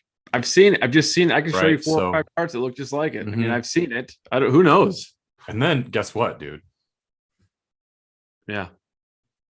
I'm just sorry. I'm reading the chat. We had a really good post in there, but see, check this out. What would that look like? I mean, you want to talk about, right? I hate to be just painting death charts, but I don't know. I mean, maybe, but like you said, a lot of like classical market structures. And I hate to be like, I'm not an Uber bear. I just want to have an accurate read on the situation, right? So let's do 3 theories. Okay. And what's interesting to me is and we've done this ourselves a lot. Let's just say that. Let's say, I'm not sure we have the strength to pop the 702. Let's say we do get a nosedive here, and it's just like really scary for everything. And everybody's saying it's lights out forever, bear, whatever. But you do get a final move. Maybe it's 0.5, maybe it's 618, something like that. This could be wildly awesome. Absolutely. That could be where you do get, GRT runs back to a 4236. There's so much liquidity, flowing out. Everybody's convinced that Bitcoin tops in, whatever, and then boom, and then you get these just crazy runs, like Filecoin runs again. ENJ, ICP finally comes off the bottom and just right, just goes nuclear, right, northward. So three ideas. One is, I have seen some theory, to be honest, like not kidding, that we come out of this and it's possible. So we're doing 3 theories. That we okay, let's print this correction, kind of like this correction over here. Mm-hmm. And we do like, we're just there, right? We're just doing this. Yeah, that's like right. Today we're just doing that. Yes. We get a spring back and then we get a melt and then we come out. So that's possible, right? So let's just say we come down to here. Mm-hmm. And then we have a recovery, but then we kind of keep the same. See how it kind of kept its body? It did. It kept that right? trend. Yeah, it did. Yeah. Yep. Let's just kind of like pretend that we come up here, and then we kind of for a few more days, like it's going to scare everybody because they're going to be like, oh, like same exact thing as here. Yep. And then we get a push, and maybe it's like I've seen evidence, and there's evidence that we can go up here. And I'll show you that. Like I showed this to you. Mm-hmm. Yeah, we saw that as an idea, but there is this idea that. So my theory here is that, well, if let's just say like equities are going to blow off, like I think they are. Like I do. I subscribe to that. I think we're in a blow off period now, and I think it runs probably to first second quarter this year. So if that happens, I'm like, well, I would think that if say NASDAQ was blowing off, I know NASDAQ's under a little bit of pressure right now, but if S&P blows off and NASDAQ blows off, then I think that Bitcoin can do a recovery, like a healthier and even a new high. So the idea here is, say we finish one of these again or whatever it looks like. Maybe it's probably different this time. It's not always exactly the same, but like this, and then like it gets strength, and then we do that, and then that. Like that's an idea, right? No one knows how this is going to play out, but that's like you said, a lot of like market structures that end a cycle. That's not what that looks like. It's maybe you found something that with 3 tops, but this would be pretty unique. Yeah. But so that's one. Let me do a better job of like just painting the 3. So like in my mind, like there is a thesis for that. Okay. The second one would be we correct, and then we come up to like I'll call it 618, maybe 702. I'm not sure we have the strength for a full 702 pump, but that, and then that, and then that. We have that at one point. The third one is here, and then here, and then there, right? Yeah. So in this scenario, we're gonna get some. In all 3 scenarios, these are your trade regions would be there. Be great time for alts, especially if we get that. Then I think the massive alt run comes up after that. Yep. In my opinion. And then, or here, if we end up doing this and then coming back to here, I think, that's going to be a crazy time for alt. So whatever happens, in my opinion, I think it's going to be a good time to make some gains in the altcoins. I think it's important to note also that in 2017, 2018, there was a time when Bitcoin and the stock market decoupled, where the market continued on and Bitcoin fell off, right? And that was in fact that was the main alt season all through January, right? So I think at some point, I think we're going to have to see that, because I don't think Bitcoin will ever continue going up. I shouldn't say ever. I don't think it's going to continue going up without the market. At least we have never seen a period of time like that. Bitcoin's never seen a bear market, right? And so I don't want to be around for it. No, people are like, "Oh, stock market's going to go to 0 and Bitcoin's going to go to 1 million." I'm like, not yet. Okay, I mean, yeah, maybe it does. Maybe it does. I shouldn't say that, because I don't. Who knows? Who the hell knows? I don't know. Yeah, but we've never seen that. So I think at some point Bitcoin does finish its run. In my opinion, it has. And I think the market, I think equities in our stock market go off to make one new high without Bitcoin, and I think we get an alt season. That's just my personal opinion. Yeah. So your position that way. Yep. And we we have to draw this for Tommy because like we bought him here. This is another like case 4D, I guess. Bottom is in. We don't go any lower than right here. Yep. We're just up only. Like that. Hey, I would love it. I would love it. That would be. You kidding? It'd be Yeah. so great. Dude, so many people would be like, we were waiting for this, and like, let's just go to the moon, man. Let's just get this freaking thing over with. Let's make some. Let's get some. Let's go to the moon. It's right. On, so it's on the moon. It could, yeah. If that, yeah, that whatever. So like Bitcoin was selling at almost $70,000. That's the moon. I mean, like, let's get $100,000 Bitcoin. We'll see. Hey, I'll be positioned for anything, man. Same. As a trader, like, cool, let's go. Charts break down on me. I know what to do. Mm-hmm. Charts, like, show me some show me some bullishness. I know what to do. Tommy. Yeah, let's go. Let's go, man.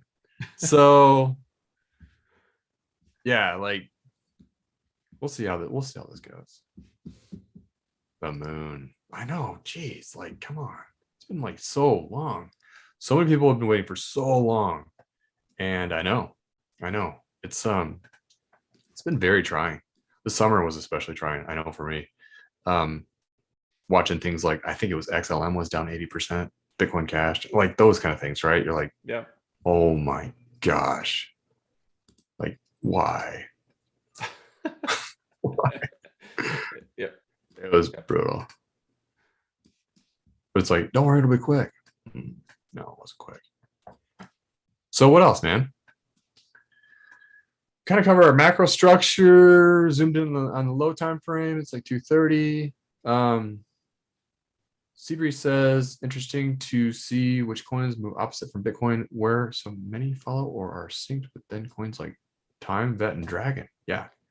Yeah, I think it's just it's a function of liquidity. And I think what we did see, we saw some alts get liquidity or kind of move, and total 3 was up. And so as a group they were up, but then some of these really started moving.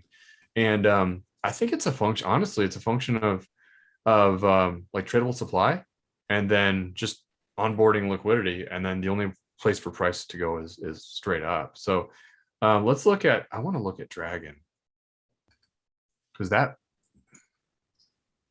pirates are, Dragon is Dragon Chain. Bittrex. What's going on, Bittrex? The Trex. These mad pumps. This is daily. Let's see what else. Time, Vet, and Dragon. Yeah, this one really didn't come off the bottom here. Dragon didn't, but they have in the past. I remember this. Everybody talking about Dragon. Let's look at VET. What is it? VChain, is that right? Yep, VChain. I bet Bittrex has all the data. It's like the grandfather exchange. Yeah, look at that. So this is daily. So like, look at that price action, like way up and then down. But yeah, definitely I agree. It is interesting to see which coins and which ones, and that's what we've been doing, honestly. You did a whole study on that. Yeah, well, that study was March, April, May timeframe fractal, and so it was really honing in on performers. I think since we broke 53K, that fractal isn't in play anymore. Yeah, for me, and so I'm just looking for recent price action, like, which is why I have the list. Like, I'm not sure Avax and Luna make it, but like FTM, KDA, ENJ. I like ENJ for the chart, but ENJ and CRV look very similar on the chart. I do like Akita. It does have price action, and especially when Bitcoin gets bullish, man, especially the last, say, 2 months, even though they've been falling, SHIB and Akita both move have anyways. It's not the best way to predict movement, but it's the only thing I have really. Like, it's just what's happened recently. I'm hoping that it happens again. And yeah, I know in our chat somebody pointed out about the BCB strategy, and I'm like, I totally get where he's coming from. I understand it, but he's also assuming that liquidity will come back into and find some of these classics. And I think there's a case. I like Dash and I like Zcash. let's look at the Zcash. Yeah, for sure. But he's the perfect example of a probability guy. Perfect example. He's a math guy. You know, he's a math major, right? Yeah. Super smart guy. Mm-hmm. He's a math guy for sure, 100%. Which I respect that for sure. Like, yeah, it's my language, man. I was trying to teach a little piano practice last night. Side story. You know how I learned it? You know how I learned to play piano? Wasn't CD? You play the piano? Yeah. Well, when I was young, I took many years of lessons until I couldn't play anymore because all I did was learn to play by ear and not by sheet music. I did not know that. Yeah. So I got to a point in my development where I couldn't memorize the song and repeat it anymore. And then I was whatever. I was kind of like losing interest. But I was teaching like to my daughter, I was like, okay, ready? Do like 1, 3, 5. I was like, wait, no. 1, 3, 5. You're supposed to be like C, D, E or C, whatever. We're trying to do like C chord. Right. And I'm like, see, to me, I'm like, I don't know why there are letters on the keys. To me, they should be numbers. But that's just me. Yeah. The numbers guy, right? Think. Like I'm like, okay, 1, 3. I'm like, when I think of like a chord, I'm like, oh yeah, it's 1, 3, 5, 1, 4, 7. 1, 3, 5, 1, 4, 7. I'm like, no, you're like the only person that thinks that way, buddy. So, okay, we'll move on. But yeah, Dash. So hey, Dash, look at this, man. Yep. I like Dash had a run, and remember we looked at the GRT chart, and it also was it GRT or no Filecoin. Phil. Yeah. Filecoin also pumped. So you can make like a case like, look, if if someone were to say like, oh, this is already pumped and like, but Dash did, and Phil could too. So we'll have to see. But yeah, man, when this really ran, it was nice. Yeah, it's nice. I do like this. I put this in the classics category, but I know it can move. And let's see if there's any. Well, there's volume too. Like at least there's some, right? It's not like unnoticeable here. Man. But yeah, let's go. It's good. And then ENG looks like CRV. There's Dragon. What other ones were there? VT. Oh, in time. We didn't look at time. Let's check that out. I don't know if I've ever looked at time. I haven't. Wonderland. Wait. I don't know if that's it. Because that's only like 2 days. Let's look at I don't know. Time. Is it Wonderland? Chrono? Oh, that's probably it, man. I've seen that in the Coin. I think it's on Coinbase. And I'm like, I don't know what it is, but it's. I'm on CoinTrader. Whoa. Okay, that's had a huge run. Chrono Tech Tether on KuCoin. Like, is it new? I'm over on. You want to show it? CoinTrader Pro. It's just. I mean, it seems like it's had a pretty. Let me see here. It's recently up. I mean, it's up 3.5x recently. Wow. Let's take. Can you show it? Yeah, I got it. Here you go. Oh wow. Yeah. Jeez, man. So I mean, it's had a parabolic move recently. So I mean, it did. Dang! Look at that. So from that was. Oh, that was no wonder. December. Everybody's talking. Yeah, that's like. So it did. It did more than that. It did a 4x. A real nice 4x. Jeez. That's a parabolic move. I mean, and now it looks like it's trying. Well, you're on daily. You're on daily. Yeah. Dude. See, like that's what can happen, man. Like you're sitting in here and like, oh no. Okay, so let's look at the weekly. Wow. Yeah, what fib is that? So I'll take this top. Let's be on the 4236. Yeah. Yeah, but whatever. It's just up in that area. I mean, it's hit about that extension, right? So if you're okay, ready? So if you're in time and you take a pump like this and you're just riding it to the moon, or say like Shib does this or whatever. Yeah. Wow. Fibs. Like, cause you're like, okay, come hit me. Right? I'm holding. but come take me out. 2618, maybe some 3618, 4236. I'm out. So like you could sit here in time. Say the pump happened really quick, but you're like, okay, whoa, let's This is check a it out. massive week right Yeah, here. like you're like, okay, and like, look, it's not like on.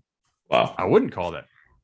Well, it's bigger volume than the rest, but it's not like a huge gust of. I think this, honestly, in my opinion, I think this is when you have a lot more buyers than sellers.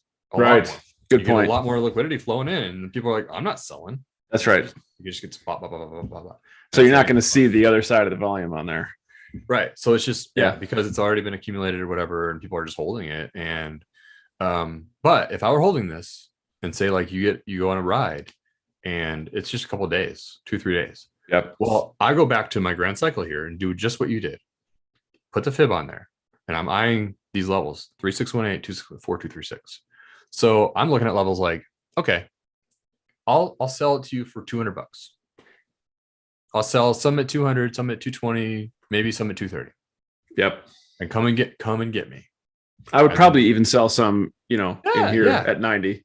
If it's depending on where I got in. Because a lot of these turn around right there. Yes, right? right. Like the 1618, and you're like, but it just blows right through, and you're like, whoa, we're going on a real ride. And then you're like, okay, come and get me up here. So you can just kind of layer your stuff out. This is such a crypto chart, man. You just I know, don't like, see this these charts other places, man. It's I know crazy. this is so refreshing to see this chart. Wow. Everything else is like, well, structure's big, it's bigger and slower and not sure if it's gonna happen. And you're like, well, here you go. This is classic crypto. Here, let me show you one more thing. Like dead in the this is like so dead. Look at 2020. Dead. Not a great year for Chrono. Dead. That's ICP right now. Oh, it's so dead, and there's no volume, Dead. and then all of a sudden it's just like, hello.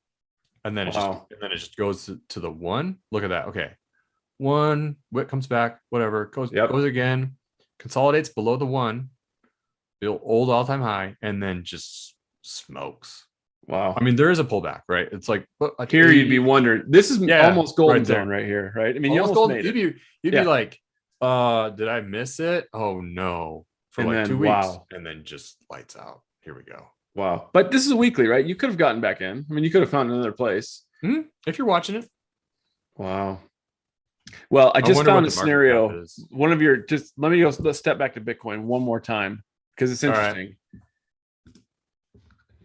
And again, I like to hover around inequities too. So like this is Disney way back, end of the 90s. We've talked about this before, but I love the chart, right? So you have intermediate top, you have a nice big correction, you make one new high. You can't deny that fractal, man. No, you can't deny it. Like you can't deny that high, the middle low, but higher high comes down, lower side. You get your 45 degree slant, and look at what happens right here. Off. Look at this is our candle right now. This is the candle we're in. You can't deny that. Fractal, and so this would be like this level here would be 40,000 on Bitcoin for us, right? Cuts down to this area. This would be the $40,000 area. Yep. This blows right past it. Maybe you get a little action here, but then you get the big cut to where I was telling you like we're 30,000 or something. And then, but watch this. This is so that's okay. But also don't forget that's affected by 9/11. Yeah, true. We talked about this. So maybe this is the 30. Yeah. It was obviously selling off into September 9/11. Check this out. You just outlined this as a possibility. Yeah. Look at that. Man, isn't that crazy? We just see it all the time. Alt season. Massive. Like $4,000 dash. Yeah, I don't know. 1 cent, 1 cent shib.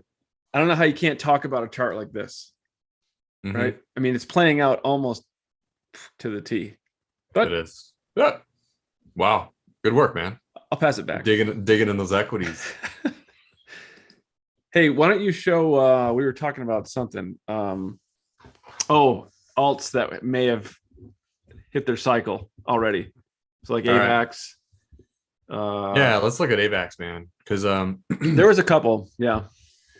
Was this the one that I pointed out in my little flyover? I think it was on the Coinbase list, and I'm like, look at that. Yeah, look at this. Pull the fib on that sucker. Yeah, look at that. That's not great. I mean, like, it just gives you pause, right? Because you're like, I just got done explaining today what I saw on the top, and Yeah. here we are, and then break trend, and then you come up and you kiss that, and you're like, well, You want to know like but the hardest lesson that I learned in 2018 was that the cycles don't just continue on. And that was the information that was being fed to me and to many people, is that, hey, we're going up, but that doesn't happen with I mean, like, there's a point in time when these run out of steam. So like when Avax put in a umpteen-x run, it may just be done, and it may be like early, right? Like, yeah, you have to honor that, because you have to honor that possibility, right? You're living in a world of possibilities and probabilities. From $10, you did a 15x. It's not the hugest move in the world. And on the fib, it's a nice 10x. It didn't get to 4236. Nope. I don't know. I do acknowledge the 702 kiss. I get that. Have to. So I'm just here kind of like, okay, I either see a market cycle, or this is a strong mover. Bulls can take it, and we can get through all this stuff, and we go for a final move. Maybe. Because I don't know if we saw this exact thing. Yeah, it's hard to deny that, man. You're right. It's hard to sit here and be like, no, this is not topped. You know what I mean? Well, especially if your case for Bitcoin is like, I think tops in. If tops in, then we know from studying the fractal pattern that some alts topped before, some alts topped after, and then maybe this gets a really nice run in alt season, but it's not. Maybe this one doesn't go to the moon. Maybe, like, we give back to our buddy BCB, more of his style. Like, guys, I think liquidity's already come in here to Avax. Like this avalanche, right? Like, maybe it's time for these classics to go that never found their 4236 or even their old all-time high. And you know something? We've come across a couple of alts that had a really nice run in 2018 that topped off in January, came down, did a retrace. I can't remember exactly, maybe 618 or even 702 maybe. But then, if you remember, almost made another all-time high. We've seen a couple of those. Like this, that could happen, but they never went past. Like a lot of those, like when you see a chart like Litecoin. this. Yeah. It comes to mind, doesn't it? And I think Litecoin, remember when Litecoin finally finally got some movement? Yeah. In was it around things like November maybe? Yeah. Like tagged 420, and it was like, oh my gosh, look at Litecoin, and then it was like, oh, game over. Yeah. Litecoin. Yeah, right here. It was an all-time high. I don't know why I was thinking it was all-time high. It was moving, but you're right. Oh, May, right? In May, it hit its all-time high. That's right. This is the whole theory about the cup and handle. Cup, handle. Yep. Boom. Yeah, I don't know. I'm cool. I'm cool without Litecoin the rest of my life. I'm good. That and Digibyte, I'm good, man. I did a lot of Digibyte and a lot of Litecoin my day. Okay, well, there's your 3,000 SHIB. Dude, it was at 29 something a minute ago. Mm-hmm. Yep. Low is 29.25. Okay, there's your 3,000 SHIB if you want that. Let's see. Let's zoom in on the hourly. Akita is 138. I sure would like 50 to 100 Akita. Sub 100 Akita would be awesome. But yeah, I do have my eyes on more CRV. We'll see. Are we stabilizing? I don't know. It's just going to be, okay, your 1 hour, I have to move this, but your 1 hour RSI is 16. What is it? 17. It's not super cooked yet in the 1 hour. It's not like it didn't go, we haven't gone like nuclear, right? Where it's whoa, this has been more of an orderly sell-off so far. So we'll see. But hey, you know what? We've resolved this range. We finally got out of jail, right? And how many days was this? A lot. So hopefully, a short period of pain for the holders, and then get some nice prices down here, and then we get a spring back and make some money. That's been the plan. So yep, that's the plan. Cool. Well, what else, man? We're almost 2 hours here. Wow. So I know it goes by fast when we're just grinding, doing what we do. Yeah, I haven't had a really good chart session in a while, so busy. Yeah. Life's busy. Oh, we forgot to look at Bitcoin dominance. Look at that. Yeah. Interesting. Okay. So it's not, I'm not like, well, I'm not surprised because I'm like, oh, interesting. That's surprising. But okay. So during this fall, okay, Bitcoin's performing better than the alts right now, just locally. But like we saw, like alts do a lot better than Bitcoin. As Bitcoin was just doing nothing for 30 days flat. So as you can tell, Bitcoin's down 4% on the day, and you got quite a few. Let's rank order this. RBN is 18%. Oh, BIDT 10, Atom 10, Hero 10. Some of these new coins could be really like, so check this out. RBN out, man. I didn't even know what it was until I looked at it. Like, wow, look at that. yeah. Which is the one that synthetics? Eyes on that one, because that one really, it started performing really well. It's actually still positive on the day, but just because I had a really good day. See this line here? I drew this. This is a long-term time trend line, and just kind of came out. You came out and you retested here, and then you were moving up until Bitcoin decided to dump. Yeah. It was looking really good. Let's see how FTM is holding up. It's another good one. I do like synthetics. I do like FTM too. Here it is. That's had a great move off the bottom, man. Wow. Yeah, what is this? Up there. 150%. And that was from like, dude, like, I remember right here. I'll never forget it now. Like, what do you guys, how's FTM? Wow, it looks really good. We started breaking these new levels. Like structurally to me, that's like a higher high, right? So like we had low, high, higher low, and then boom, higher high. I'm like, structurally, we're going up. Yep. Yeah, looks good. And then boom, came all the way up here to wow, 315.